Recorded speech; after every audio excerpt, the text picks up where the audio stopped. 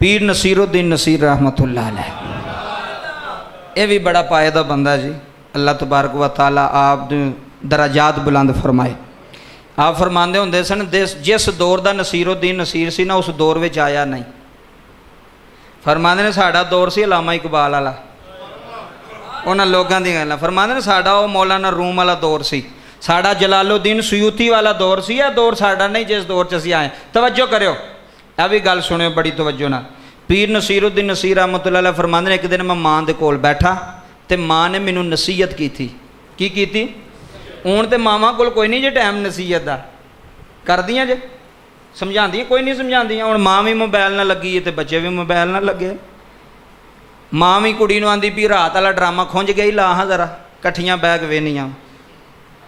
सही बात है, मां भी ड्रामिਆਂ ते लगी है तो धीआं भी ड्रामिਆਂ ते लगियां। समझाने का तरीका ही कोई नहीं ना, कभी समझाया। पहले लोग सन तो दुपट्टा लड़ता सी ते माइयां आंदियां सन पुत्तर सिर ते दुपट्टा लै। हुण को आंदा वेख लो अपने घरां दा माहौल, साढ़े सारे घरां दी तबाही इस वजह तो हुई कि मावां भी समझाण वालियां नहीं रहियां तो औलाद भी समझण वाली नहीं रही। पीर नसीरुद्दीन नसीर रहमतुल्लाह अलैह बच्चे सन छोटे जे, फरमांदे ने मां दे कोल बैठा, गल वेखो किड्डी याद रखी बचपन दी भी, याद बचपन दी भी। साडे बच्चे ने इन्हां नूं ये नहीं पता हुंदा सुबह खादा की। सही बात है, याद ही नहीं रखनी गल, नसीहत ही नहीं याद रखनी। ऐ सुनो, हज़रत पीर नसीरुद्दीन नसीर साहब की मां ने कोल बिठाया तो फरमाया, पुत्र नसीर जी अम्मी ऐ जे जुमला सुनने वाला। आप फरमाते ने, पुत्र जिंदगी च कदी बंदे कोलों ना मंगी।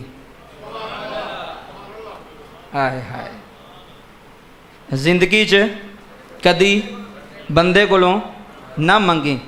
अम्मा जी वजह की है? पीर नसीरुद्दीन नसीर साहब की अम्मा फरमांदी ने, पुत्र जेड़ा बंदे कोलों मंगदा ना, वो फिर बंदे बंदे कोलों मंगदा है। पता नहीं तुहानूं समझ आई है कि नहीं आई फिक्रे दी। जेड़ा बंदे अगे तली करदा है ना जी, वो फिर बंदे बंदे अगे तली करदा है, वो फिर बंदे बंदे कोलों मंगदा है। आप फरमांदे ने, जिंदगी च बंदे कोल ना मंगी। जेड़ा बंदे ते तवक्कुल रखेगा, बंदे कोल मंगेगा, वो फिर बंदे बंदे अगे मंगेगा। तो मंगण वाले का रज कदी होया? ईमानदारी ना दसो, जेड़ा बंदा मंगदा उहदा कदी रज होया? वो एक दिन एक नूं आखेगा, दे यार 500 रुपया तनख्वाह लभेगी तैनूं दे छड्डांगा। तीसरे दिन पता लगेगा वो फलाने कोल भी गया सी, यार 1000 रुपया दई तनख्वाह लभेगी तो तैनूं दे छड्डांगा। उहदी आदत बन गई है मंगना।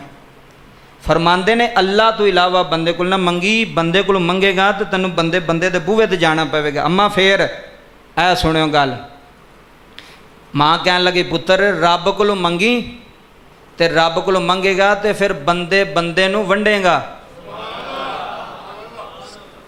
मैं ना गल नहीं समझ आती जिहड़ा ध्यान ना बैठा होए। फिर मैं दूसरी बारी दोहराना, मिसरा फिकरा बड़ा लुत्फ वाला जी। बंदे कोलों ना मंगी, नहीं तो बंदे बंदे कोलों मंगेगा।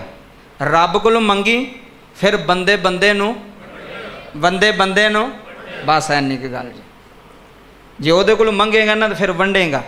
तो जे बंदे अगे तली की दे, ए दिओ जी 200 रुपया जी, ए दिओ जी 500 रुपया जी, ए दिओ जी 1000 रुपया, 200 रुपये पिछे बंदे दे तरले करते पे नहीं यार। तू अल्लाह दे तेनों यकीन ही कोई नहीं। यकीन कर अल्लाह की जात है। असी पता क्या आने जी, अल्लाह के घर की उम्मीद है। हाँ जी, आने उम्मीद है अल्लाह करेगा। की है? यह भी जरा अपना जुमला दुरुस्त कर लियो अज तो बाद। इंज नहीं कहना कि अल्लाह के घर की उम्मीद है, अल्लाह अल्लाह तो उम्मीद है। यह तो मैनू ज़हन च आ गया।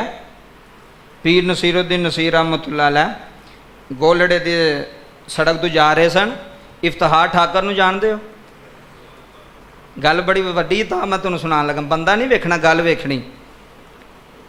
ये टायरां नूं पैंचर लांदा सी शुरू तो। इफ्तिखार ठाकर, अल्लाह ताला जिस बंदे को जिहड़ा मर्जी काम लै ले। गुरबत बड़ी सी। आंदे ने, मैं पीर साहब नूं आख्या भी मैनू टायरां नूं पैंचर लाण वाली ना मशीन लै दिओ। पीर नसीरुद्दीन नसीर साहब ने इफ्तिखार ठाकुर ने कहा। उन्हें कहा चलो मैं बंदे नूं कहना तो तैनूं मशीन लभ जाएगी। कहंदे ने एक दिन गुजरते पे तो मैनू कहन लगा, वो इफ्तिखार, मैं जी हजूर वो मशीन लभी आ। उन्हें कहा जी हजूर मशीन लभी नहीं, पर अल्लाह तो उम्मीद है वे कि लभ। फरमांदे ने, काफर हो गया कलमा पढ़। सुनियो गल, फरमाते ने कलमा पढ़ दोबारा, कहते ने मेरा इफ्तार ठाकर आंदे मेरी लत्तां कंबन लग पईयां। मैं कहा हजूर होया की है? आंदे ने मैनू दोबारा कलमा पढ़ाया। तो मैं कहा वजह की है? कहन लगे इफ्तिहार उम्मीद अल्लाह ते नहीं लाई दी, उम्मीद बंदियां ते हुंदी है, अल्लाह ते उम्मीद नहीं होंदी, अल्लाह ते यकीन हुंदा है। बस है नहीं एक गल जी। फरमांदे ने उम्मीद रब ते नहीं लाई दी। उम्मीद का मतलब होंदा है काम होना है या आंदे ने यार उम्मीद है वे हो जाएगा, जे ना भी होया उम्मीद का ये मतलब है।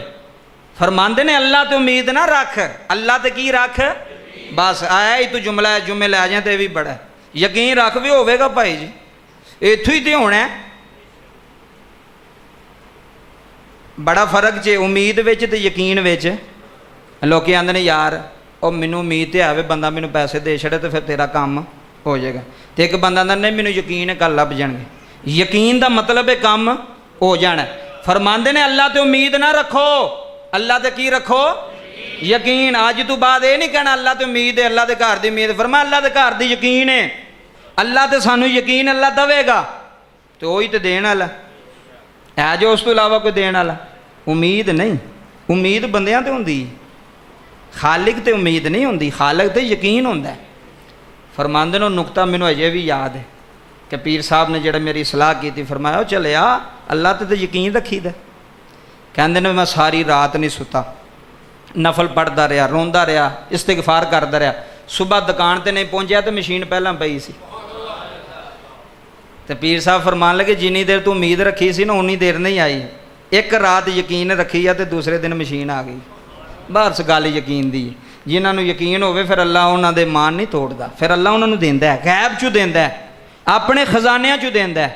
ये ना आखो जी उम्मीद है जी, उम्मीद बंदे ते लाई दी, रब ते नहीं लाई दी। वो रब्बुल आलमीन है, वो कुल कायनात दा बादशाह है, वो परवरदिगारे आलम है। इस वास्ते ये जिहड़ियां सलाहां होईयां ना, जे इन्हां नूं ज़हन च रखना, जिन्हां गल्लां पक्कियां नूं अगे भी दसो लोगों नूं। अल्लाह पाक मैनूं